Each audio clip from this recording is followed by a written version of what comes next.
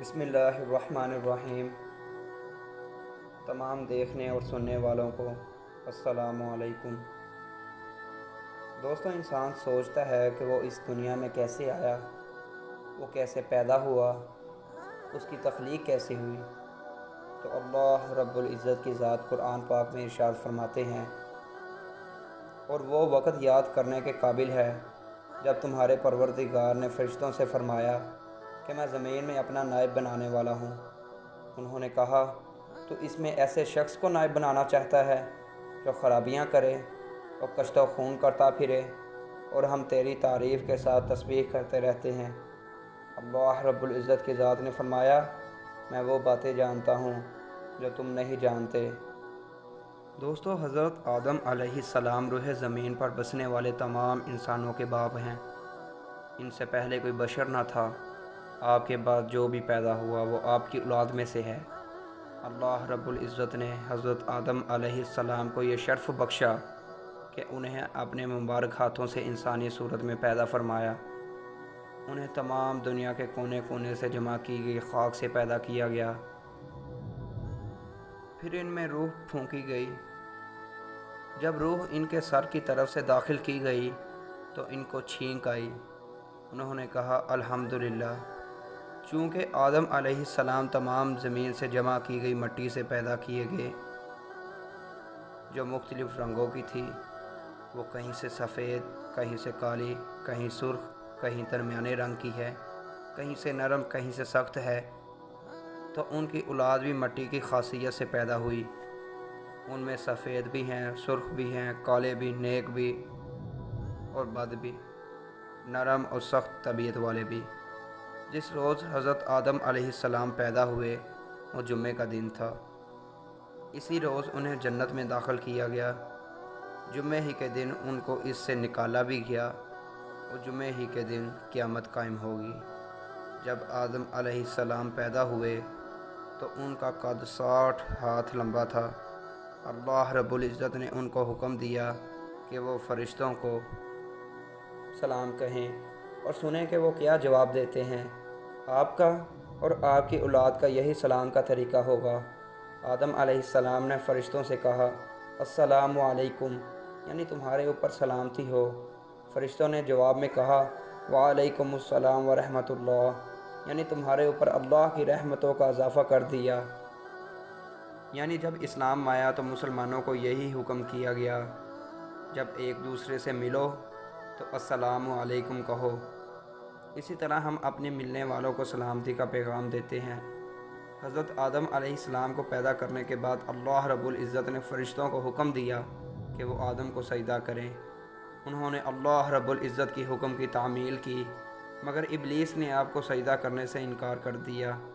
اللہ رب العزت نے حضرت آدم علیہ السلام کو تمام ضروری چیزوں کے نام سکھا دیے جن سے لوگ ان چیزوں کو پہچانتے ہیں۔ ان کو ہر جانور، ہر پرندے، حیوان، پہاڑ، سمندر، اونٹ، شیر، ہر چھوٹی بڑی اشیاء اور ان کے افعال و حرکات کے نام سکھا دیے۔ اب اللہ رب العزت نے فرشتوں سے کہا، تم بھی ان چیزوں کے نام بتاؤ۔ تو وہ کہنے لگے، اللہ تیری ذات پاک ہے، جتنا علم تم نے ہمیں بخشا ہے اس کے سوا ہمیں کچھ بھی معلوم نہیں، بلا شبہ تم دانا اور حکمت والے ہو۔ پھر اللہ رب العزت نے حضرت آدم علیہ السلام کو حکم دیا کہ تم فرشتوں کو ان چیزوں کے نام بتاؤ۔ جب انہوں نے ان چیزوں کے نام بتا دیے تو اللہ تعالیٰ نے فرمایا، کیا میں نے تم سے نہیں کہا تھا کہ میں آسمان اور زمین کی تمام پوشیدہ باتیں جانتا ہوں؟ ابلیس یعنی شیطان فرشتوں کی جماعت سے تعلق نہیں رکھتا تھا، بلکہ وہ ایک جن تھا۔ فرشتوں کو اللہ رب العزت نے نور سے پیدا کیا اور جنوں کو شعلہ مارتی آگ سے پیدا کیا۔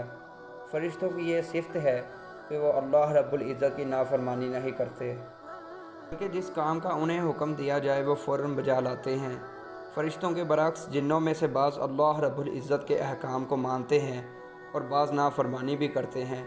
جب اللہ تعالیٰ نے فرشتوں کو حکم دیا کہ وہ آدم کو سجدہ کرے تو تمام فرشتوں نے آدم علیہ السلام کو سجدہ کیا، مگر ابلیس کہنے لگا، میں اس سے افضل اور بہتر ہوں، مجھے آگ سے پیدا کیا گیا ہے جبکہ آدم علیہ السلام کو مٹی سے کیا گیا، لہٰذا میں اسے کیسے سجدہ کروں؟ اس نے فخر اور تکبر کیا اور خود کو افضل جانا، آدم علیہ السلام کو حقیر اور کم تر جانا۔ اس کا یہ عذر بڑا ہی بیکار اور غلط تھا۔ جب ابلیس نے اللہ رب العزت کے حکم کی نافرمانی کی تو اللہ رب العزت اس سے ناراض ہوئے اور اسے حکم دیا کہ تو میری بارگاہ سے نکل جا، تو مردود ہے، اور اس کا مقام اور مرتبہ بھی چھین لیا۔ شیطان اللہ تعالیٰ سے کہنے لگا، مجھے قیامت کے دن تک کی زندگی دے دے، یعنی مجھے موت نہ آئے۔ تو اللہ رب العزت نے اسے قیامت کے دن تک کی زندگی عطا فرما دی۔ جب اس کو یقین ہو گیا کہ وہ قیامت تک زندہ رہے گا تو اس نے اللہ رب العزت سے کہا، میں بنی آدم کا دشمن رہوں گا، انہیں گمراہ کرتا رہوں گا، انہیں وسوسے ڈال کر راہ راست سے دور کرتا رہوں گا، انہیں شرک کرنے کی دعوت دوں گا، انہیں گناہ پر اکساؤں گا، ان کے آگے پیچھے دائیں بائیں ہر طرف سے آؤں گا، انہیں گمراہ کر دوں گا۔ اب ہر وہ شخص جو شیطان کی بات مانے وہ بد نصیب ہے، اور جو شخص اس کی مخالفت کرے اور اس کی بات نہ مانے وہ خوش نصیب ہے۔ شیطان کو جنت سے نکال کر حضرت آدم علیہ السلام کو وہاں آباد کیا گیا۔ آپ جنت میں اکیلے تھے، آپ کا کوئی ساتھی نہ تھا جس سے انہیں تسکین ہوتی۔ اللہ رب العزت نے حضرت آدم علیہ السلام کی پسلی سے حضرت حوا علیہ السلام کی نام کی عورت کو پیدا فرمایا۔ آدم علیہ السلام حوا علیہ السلام کو پا کر بہت خوش ہوئے، ان کے ساتھ جنت میں خوشی خوشی رہنے لگے۔ فرشتوں نے حضرت آدم علیہ السلام سے پوچھا، اس خاتون کا نام کیا ہے؟ انہوں نے جواب دیا، حوا علیہ السلام۔ اب فرشتوں نے پوچھا، اس کا نام حوا کیوں ہے؟ اب فرمایا، کیونکہ وہ ایک زندہ وجود سے پیدا کی گئی ہے۔ آدم علیہ السلام اور حوا علیہ السلام دونوں جنت کی سیر کرتے اور اس کے پھل کھاتے۔ اللہ رب العزت نے ان سے کہہ رکھا تھا کہ تم دونوں جنت کے جس مقام پر جانا چاہتے ہو جا سکتے ہو، جو کھانا پینا پہننا ہر کام کر سکتے ہو۔ ہاں، ایک ایسا درخت ہے جس کے قریب تم نہیں جاؤ گے، اس کا پھل بھی نہیں کھاؤ گے، ورنہ تم ظالموں میں شمار کر دیے جاؤ گے۔ ایک دن ابلیس آدم علیہ السلام اور ان کی اہلیہ کے پاس آ نکلا اور کہنے لگا کہ آپ کو معلوم ہے کہ اللہ رب العزت کی ذات نے آپ کو کیوں اس درخت کے پاس جانے سے اور اس کا پھل کھانے سے منع کیا؟ وہ کہنے لگے، نہیں، ہمیں تو معلوم نہیں۔ تو وہ کہنے لگا کہ وہ ایک ایسا درخت ہے جو کوئی بھی اس کا پھل کھائے گا اس کو موت نہیں آئے گی، اور وہ ایسی بادشاہت کا مالک ہوگا جو کبھی زائل نہ ہوگی۔ اور قسمیں کھا کھا کر اس بات کا یقین دلا دیا۔ آدم علیہ السلام اور حوا علیہ السلام نے ابلیس کی بات مان لی اور اس درخت کا پھل کھا لیا۔ جیسے ہی انہوں نے پھل کھایا، ان کے جسم سے جنت کے کپڑے اتار لیے گئے، وہ دونوں بے لباس ہو گئے۔ اب وہ دونوں جنت کے درختوں کے پتے توڑ توڑ کر اپنا جسم چھپانے لگے۔ انہیں احساس ہوا کہ انہوں نے اللہ رب العزت کے حکم کی عدولی کر کے سخت گناہ کیا ہے۔ وہ اپنے اس فعل پر بہت شرمندہ ہوئے، مگر بھول ہو چکی تھی۔ حضرت آدم علیہ السلام نے اللہ رب العزت سے اپنی غلطی کی معافی مانگی اور خوب توبہ کی۔ اللہ رب العزت نے ان کی توبہ قبول کر لی، لیکن ان کو حکم دیا کہ دونوں جنت سے اتر جاؤ، اور ان کو بتایا شیطان ان کا کھلا دشمن ہے۔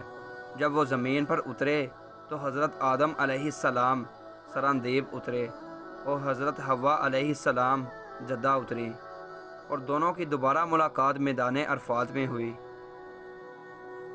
زمین پر آ کر جب انہوں نے پہلا کھانا کھایا، وہ اس طرح سے تیار ہوا کہ جبرائیل علیہ السلام ان کے پاس گندم کے کچھ دانے لائے۔ ان کے کہنے پر انہیں زمین میں بویا، وہ اگ گئے، پھر وقت آنے پر ان کو کاٹا۔ پھر اس طرح نہایت محنت اور مشقت کے بعد کھانا ملا۔ کھیتی باڑی کے علاوہ انہوں نے جانور پالے، کپڑے بنے اور پہنے، اور اپنے رہنے کے لیے گھر بنایا۔ زمین پر اترنے کے بعد حضرت آدم علیہ السلام اور حضرت حوا علیہ السلام کے ہاں بہت سی اولاد پیدا ہوئی۔ ان کے ہاں ہمیشہ ایک جوڑا یعنی ایک بیٹا اور ایک بیٹی پیدا ہوتی۔ جب اولاد جوان ہوئی تو ان کو حکم دیا گیا کہ ہر لڑکے کی شادی دوسرے لڑکے کے ساتھ پیدا ہونے والی لڑکی سے کریں اور دوسرے کی شادی پہلے کے ساتھ پیدا ہونے والی لڑکی کے ساتھ کریں، اور اسی طرح ان کی اولاد ہوتی چلی گئی۔ حضرت آدم علیہ السلام کی اولاد میں سے کچھ بہت نیک تھے اور کچھ گناہگار تھے۔ ان میں سے ایک قابیل بھی تھا جس نے اپنے بھائی حابیل کا قتل کیا۔